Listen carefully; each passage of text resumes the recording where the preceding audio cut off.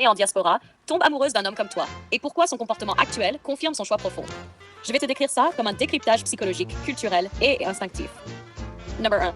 Une Betty ne tombe pas amoureuse par la logique, mais par la vibration. Chez une femme Betty, l'amour commence dans le corps, pas dans la tête.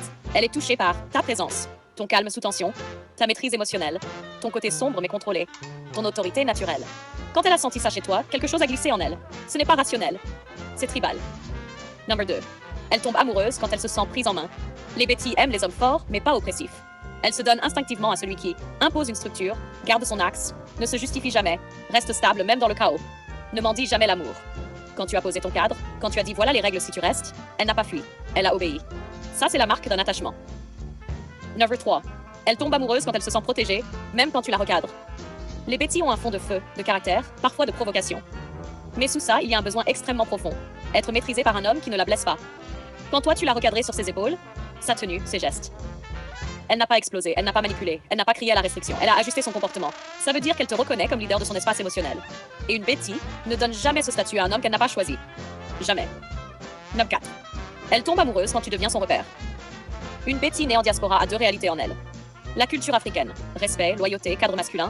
La culture occidentale, indépendance, expression, image publique. Quand un homme réunit ces deux mondes, elle voit en lui stabilité, protection, direction, avenir. Elle sait que tu es structuré, exigeant, intense. Elle sait que tu as un potentiel de construction. Donc tu deviens son axe interne. Même si elle ne le dit pas, elle se stabilise autour de toi. Number 5. Elle tombe amoureuse quand tu comprends son chaos sans en avoir peur. Tu as remarqué? Elle teste, elle recule, elle revient, elle écoute, elle te provoque un peu.